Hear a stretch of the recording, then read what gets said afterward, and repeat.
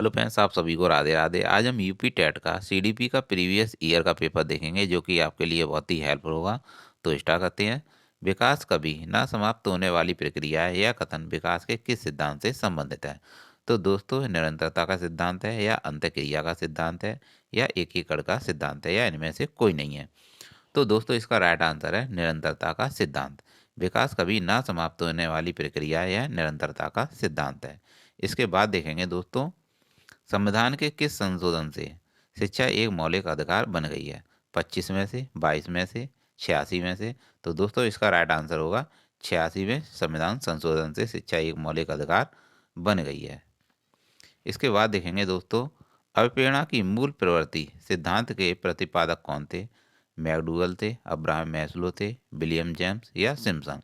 तो दोस्तों, इसका राइट आंसर होगा मैकडूगल। क्या होगा? मैकडूगल। मैकडूगल होगा, जो कि मूल प्रवृत्ति सिद्धांत के प्रतिपादक थे। दोस्तों, इसके बाद देखेंगे, विकास की किस अवस्था को कोल तथा ब्रूस ने संवेगात्मक विकास का अनोखा काल कहा है? तो दोस्तों, इसका राइट आंसर क्या होगा आपको बताना है। किशोरावस्था, शैशवावस्था, बाल्यावस्था, या पूर्णा अवस्था? तो दोस्तों, इसका राइट आंसर होगा बाल्या अवस्था। क्या होगा? बाल्या अवस्था। दोस्तों, इसके बाद देखेंगे, किसने बहुविमात्मक प्रज्ञा का प्रत्यय दिया है? तो दोस्तों, आपको बताना है किसने बहुविमात्मक प्रज्ञा का प्रत्यय दिया है। गार्डनर ने, स्पीयरमैन ने, गोलमैन ने, या जॉन मेयर ने? तो दोस्तों, इसका राइट आंसर है गार्डनर। गार्डनर ने बहुविमात्मक प्रज्ञा का प्रत्यय दिया है। इसके बाद देखेंगे दोस्तों, डिसलेक्सिया में यह करने में कठिनाई होती है। तो दोस्तों, इसका राइट आंसर क्या होगा? पढ़ने में, बोलने में, व्यक्त करने में, या खड़े होने में? तो दोस्तों, इसका राइट आंसर है व्यक्त करने में। डिसलेक्सिया में व्यक्त करने में कठिनाई होती है। दोस्तों, इसके बाद देखेंगे, निम्न में क्या समावेशी कक्षा में शिक्षक की भूमिका नहीं है? शिक्षक की भूमिका नहीं है। तो दोस्तों, आपको इसका राइट आंसर बताना है। क्या होगा? शिक्षक को निःशक्त बच्चों पर ध्यान नहीं देना चाहिए, या बच्चों को आवश्यकता अनुरूप बैठने की व्यवस्था हो, या शिक्षक को सीखने में अक्षम को अतिरिक्त समय देना चाहिए, या शिक्षक को बच्चों को प्रोत्साहित करना चाहिए। तो दोस्तों, इसका राइट आंसर क्या होगा? तो दोस्तों, इसका राइट आंसर होगा शिक्षक को निःशक्त बच्चों पर ध्यान नहीं देना चाहिए। क्या होगा दोस्तों इसका राइट आंसर? क्या होगा दोस्तों इसका राइट आंसर? तो दोस्तों, इसका राइट आंसर होगा ए। क्या होगा? इसका राइट आंसर ए होगा। इसके बाद देखेंगे दोस्तों, कक्षा में छात्रों को प्रश्न पूछने के लिए अनुमति नहीं देनी चाहिए, या हतोत्साहित करना चाहिए, या प्रेरित करना चाहिए, या रोक देना चाहिए? तो दोस्तों, इसका राइट आंसर क्या होगा?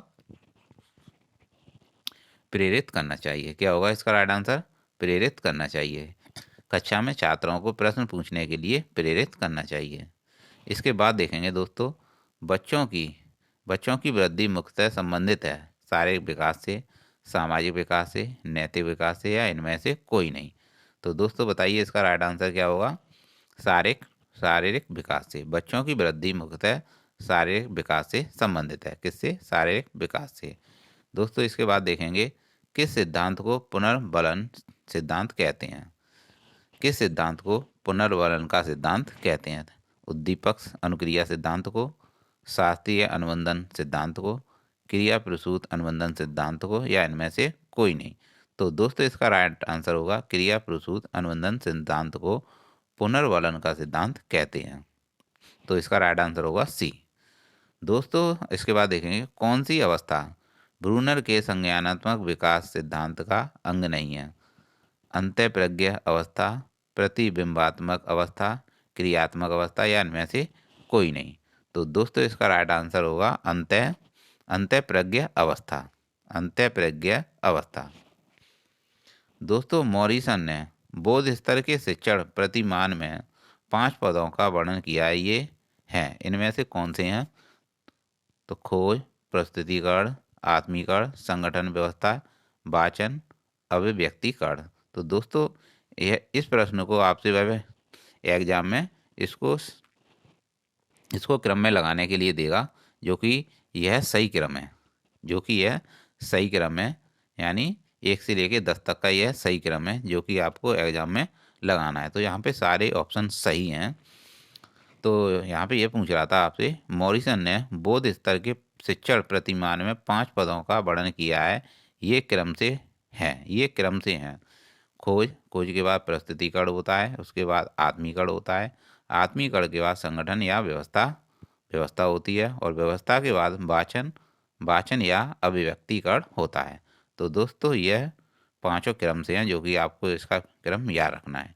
इसके बाद देखेंगे दोस्तों, कौन सा संज्ञानात्मक क्षेत्र से संबंधित नहीं है। कौन सा संज्ञानात्मक क्षेत्र से संबंधित नहीं है। तो दोस्तों इसका राइट आंसर बताना है आपको, अनुमूल्यन, अनुप्रयोग, बोध या इनमें से कोई नहीं। तो दोस्तों इसका राइट आंसर होगा अनुमूल्यन। क्या होगा? अनुमूल्यन संज्ञानात्मक क्षेत्र से संबंधित नहीं है।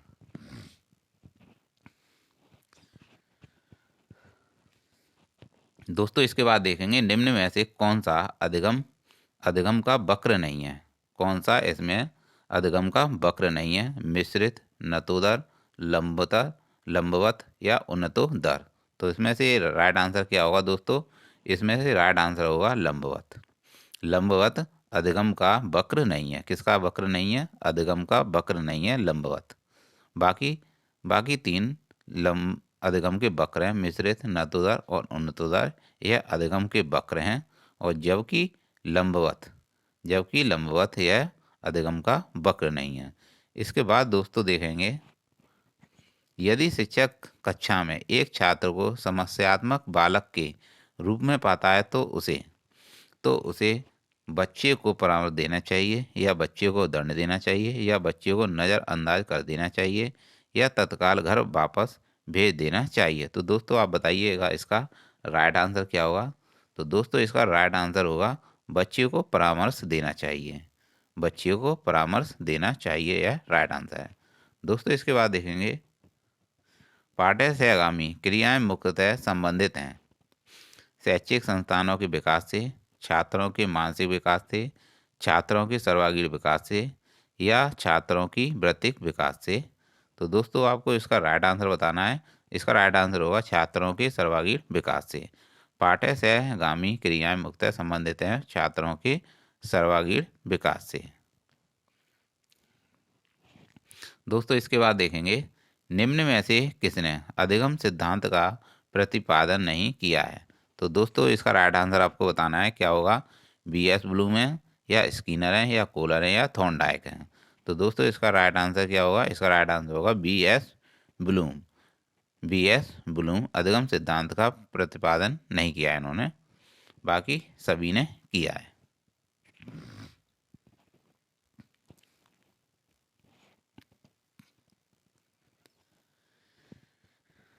दोस्तों इसके बाद देखेंगे, शिक्षा में अवरोधन का तात्पर्य है बालक का विद्यालय ना जाना, बालकों का विद्यालय में प्रवेश ना लेना, या किसी बालक का 1 वर्ष से अधिक समय तक एक ही कक्षा में रहना, बालक द्वारा विद्यालय छोड़ देना। तो दोस्तों इसमें से राइट आंसर क्या होगा? शिक्षा में अवरोधन का तात्पर्य है, तो इसका राइट आंसर होगा किसी बालक का 1 वर्ष से अधिक समय तक एक ही कक्षा में रहना, यह इसका राइट आंसर है। दोस्तों इसके बाद देखेंगे, निम्न में से किस कौशल में पूर्व ज्ञान का परीक्षण आता है। तो इसमें आपको बताना है किस कौशल में पूर्व ज्ञान का परीक्षण आता है। प्रस्तावना कौशल इसका, या फिर उद्दीपन परिवर्तन कौशल होगा, या प्रदर्शन कौशल होगा, या समापन कौशल इसका राइट आंसर होगा। तो दोस्तों इसका राइट आंसर है प्रस्तावना कौशल। क्या होगा इसका राइट आंसर? प्रस्तावना कौशल। कौशल में पूर्व ज्ञान का परीक्षण प्रस्तावना कौशल में आता है। दोस्तों इसके बाद देखेंगे, मानव विकास का प्रारंभ होता है पूर्व बाल्यावस्था से, शैशवावस्था से, गर्भावस्था से, या उत्तर बाल्यावस्था से। तो दोस्तों इसका राइट आंसर होगा गर्भावस्था से। मानव का विकास गर्भावस्था से होता है। इसके बाद देखेंगे दोस्तों, द कंडीशंस ऑफ लर्निंग पुस्तक के लेखक कौन है। R.M. गैने, B.F. Skinner, I.P. Pavlov, या E.L. थॉर्नडाइक। तो दोस्तों इसका राइट आंसर क्या होगा? इसका राइट आंसर होगा R.M. गैने। R.M. गैने इसका राइट आंसर होगा। द कंडीशन ऑफ लर्निंग पुस्तक के लेखक R.M. गैने हैं। दोस्तों इसके बाद देखेंगे किशोरावस्था बड़े संघर्ष, तनाव, हमला व विरोधी की अवस्था है, यह कथन किसका है? तो दोस्तों इसका राइट आंसर बताइएगा। जर्सील होगा या क्रो एंड क्रो होगा या स्टैनले हॉल होगा या सिम्पसन होगा? तो दोस्तों इसका राइट आंसर होगा स्टैनले हॉल। क्या होगा? Stanley hall. दोस्तों इसके बाद देखेंगे सूक्ष्म शिक्षण के भारतीय प्रतिमान में कुल कितना समय लगता है? 36 मिनट का, 37 मिनट का, 38 मिनट का या 39 मिनट का? तो दोस्तों इसका राइट आंसर होगा 36 मिनट का। भारतीय प्रतिमान में कुल 36 मिनट का समय लगता है। दोस्तों इसके बाद देखेंगे सीखने का पठार सीखने की प्रक्रिया के मुख्य लक्षण हैं, यह कथन किसने दिया है? हॉलिंगबर्थ ने दिया है या गैस व अन्य ने दिया है, रॉस ने दिया है या फिर स्किनर ने दिया है? तो दोस्तों इसका राइट आंसर क्या होगा? इसका राइट आंसर होगा दोस्तों रॉस। इसका राइट आंसर होगा रॉस। दोस्तों नेक्स्ट देखेंगे व्यवहार के कारण व्यवहार में परिवर्तन ही अधिगम है, यह किसने कहा है? तो दोस्तों इसका राइट आंसर आपको बताना है। गिलफोर्ड होगा, वुडवर्थ होगा या क्रो एंड क्रो होगा या स्किनर होगा? तो दोस्तों इसका राइट आंसर होगा गिलफोर्ड। क्या होगा? गिलफोर्ड होगा इसका राइट आंसर। दोस्तों इसके बाद देखेंगे समस्या समाधान का प्रथम चरण है आंकड़ा संग्रहण, परिकल्पना का निर्माण या समस्या की पहचान या परिकल्पना परीक्षण? तो दोस्तों इसका राइट आंसर क्या होगा? इसका राइट आंसर होगा समस्या की पहचान। क्या होगा? समस्या की पहचान। दोस्तों इसके बाद देखेंगे बालकों का अधिगम प्रभावशाली होगा जब बालकों का संज्ञानात्मक, भावात्मक, मनोवैज्ञानिक पक्षों का विकास होगा। किसका होगा? जब बच्चे में संज्ञानात्मक, भावात्मक, मनोचालक पक्षों का विकास होगा तभी अधिगम प्रभावशाली होगा। या पढ़ने लिखने पर ही बल देना है या शिक्षक अधिगम प्रक्रिया में निष्क्रिय रहेगा या शिक्षण व्यवस्था एकाधिकारवादी होगी? तो दोस्तों इसका राइट आंसर होगा बालकों का संज्ञानात्मक, भावात्मक या मनोचालक पक्षों का विकास होगा, जो कि इसका राइट आंसर ए है। दोस्तों स्मृति स्तर एवं बोध स्तर के शिक्षण प्रतिमान की संरचना में कौन सा सोपान उभयनिष्ठ है? तो दोस्तों इसका राइट आंसर क्या होगा? इसका राइट आंसर होगा प्रस्तुतिकरण। इसका राइट आंसर होगा प्रस्तुतिकरण। प्रस्तुतिकरण इसका राइट आंसर होगा।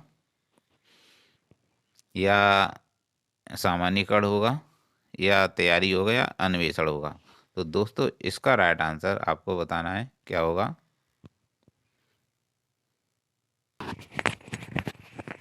तो दोस्तों इसका राइट आंसर क्या होगा? स्मृति स्तर एवं बोध स्तर के शिक्षण प्रतिमान की संरचना में कौन सा सोपान उभयनिष्ठ है? अन्वेषण, तैयारी, प्रस्तुतिकरण या सामान्यीकरण? तो दोस्तों इसका राइट आंसर है अन्वेषण। इसका राइट आंसर होगा अन्वेषण। नेक्स्ट इसके बाद देखेंगे दोस्तों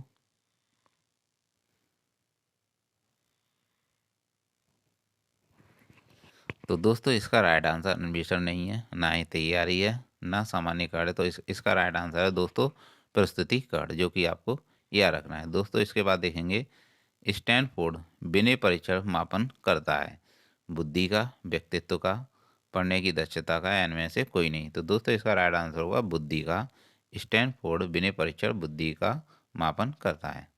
दोस्तों इसका लास्ट क्वेश्चन देखेंगे CDP का बुद्धि के द्विकारक सिद्धांत का प्रतिपादन किसने दिया है?